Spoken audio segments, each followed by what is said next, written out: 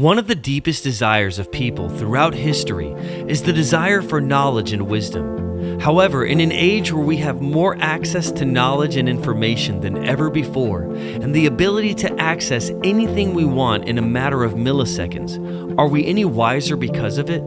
When we survey the landscape of society where the majority of people reject the truth for lies and favor convenient preference over sound wisdom, it is evident that we are living in a time when right understanding and the ability to make wise choices and decisions that lead to human flourishing is severely lacking. The amazing truth is that in spite of the current culture, it is possible for you to receive true, life-changing wisdom that will positively affect every area of your life and give you the ability to rightly choose and make sense of even the most difficult decisions you may face.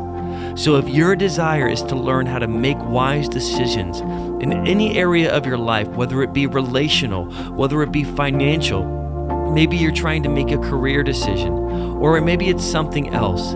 The foundation for wisdom and the foundation for right decision making comes from God Himself. Proverbs 9:10 says this: "The fear of the Lord is the beginning of wisdom, and knowledge of the Holy One is understanding." When it comes to gaining true wisdom for life, the foundation is the fear of God. You might think that when the Bible speaks of the fear of God, that it only has to do with being afraid, scared, or anxious because of who God is. Now, He is great and powerful, and can strike fear into anyone. However, the biblical understanding of fearing God more so encompasses reverence, awe, and a deep respect for Him as the Almighty One. To fear God is not necessarily to be afraid of Him, but it's to recognize His infinite power, holiness, and sovereignty. And for the follower of Christ, this fear is not about being terrified of God's judgment, but rather it's about understanding the magnitude of who God is and understanding our rightful place before Him. It's a foundational attitude that shapes how we live, how we make decisions, and how we relate to God and others. To fear God is to behold Him in the highest esteem and reverence because of who He is. We see this in Psalm 96 verses 1 through 10, where the psalmist writes about God: "For great is the Lord and most worthy of praise. He is to be feared above all gods. For all the gods of the nations are worthless idols, but the Lord made the heavens. Splendor and majesty are before Him. Strength and glory are in His sanctuary. Ascribe to the Lord, all you families of nations. Ascribe to the Lord glory and strength. Ascribe to the Lord the glory due His name. Bring an offering and come into His courts. Worship the Lord in the splendor of His holiness. Tremble before Him, all the earth." Did you catch what the psalmist is saying here? God, Jehovah, is to be feared above everything because He is the only one who created everything in existence.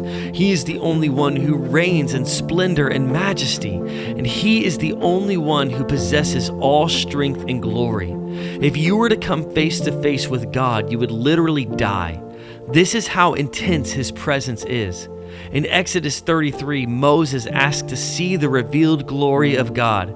God's response to him was this: "You cannot see my face, for humans cannot see me and live." So God hid Moses' face in the cleft of a rock and passed by him, allowing Moses to see just the afterglow of His glory. And even that caused Moses' face to shine intensely bright. So bright that when Moses returned to the Israelite people, they were literally afraid of him. To fear God is to revere His unlimited greatness and to yield to His unmatched authority. The psalmist also gives instruction to worship God in the splendor of His holiness. This word holy means to be set apart. It means that God is a being wholly unique. It communicates that there is no one like God. In the book of Revelation, the Apostle John receives a vision from what God's holy throne in heaven looks like. When describing God, he can barely come up with the vocabulary to describe Him because He is just that holy. John gives us the most complete description of what God the Father looks like. He says, "At once I was in the Spirit, and there before me was a throne in heaven with someone sitting on it. And the one who sat there had the appearance of jasper and ruby. A rainbow that shone like an emerald encircled the throne. From the throne came flashes of lightning, rumblings, and peals of thunder. In front of the throne were 7 lamps blazing. These are the 7 spirits of God. Also in front of the throne there was what looked like a sea of glass, clear as crystal.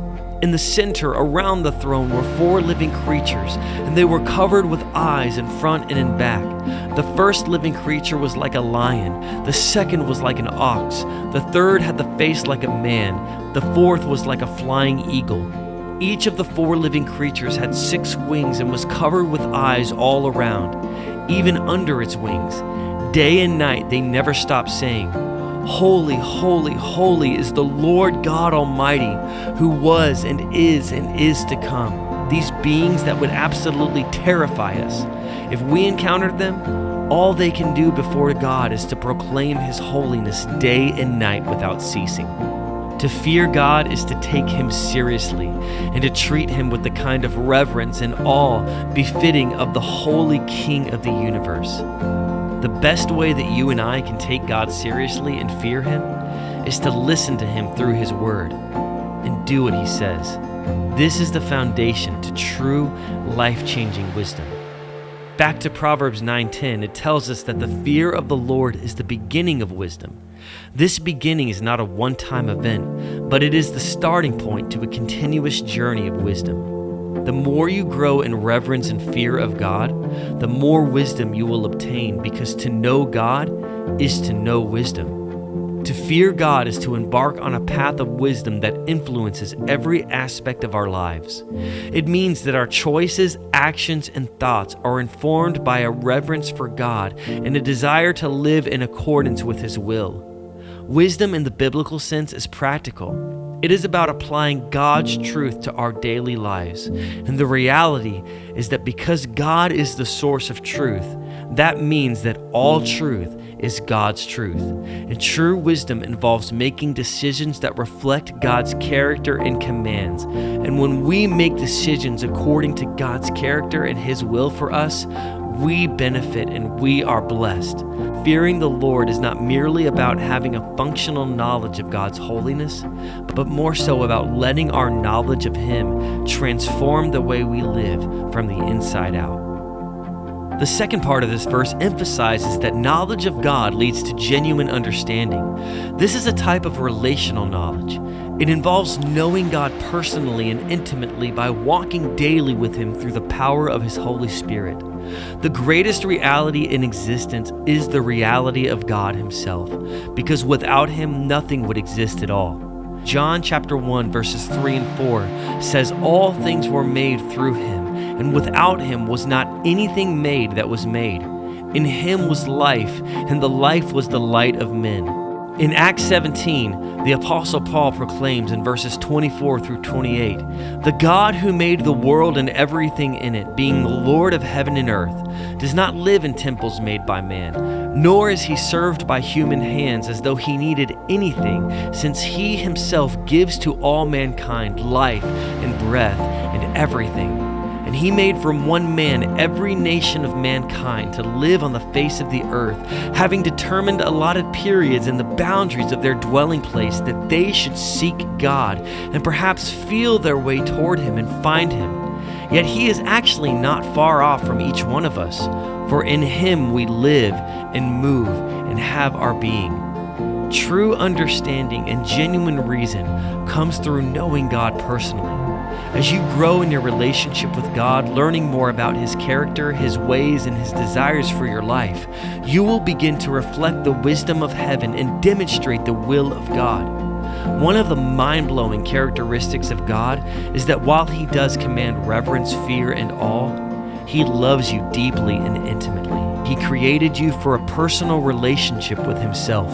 He sent His very Son Jesus to die in your place for your sin, that you may receive eternal life when you surrender your life to the Lordship of Jesus and trust in His finished work on the cross for you.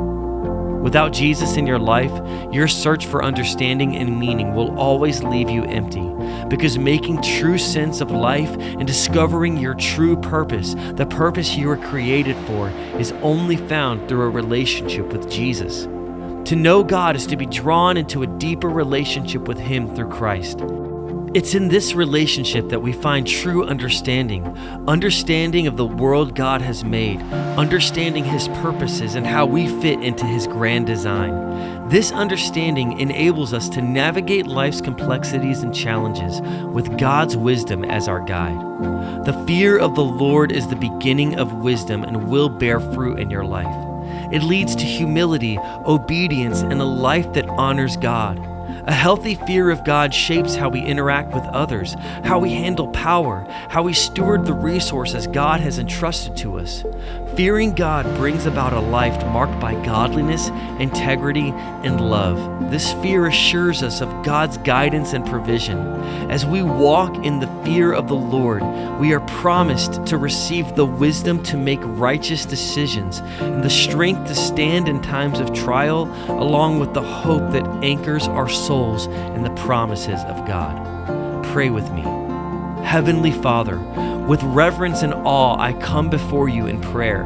I acknowledge that you are the great King above all gods, and that there is none who compares to you. Help me to grow in wisdom and understanding as I grow closer to you.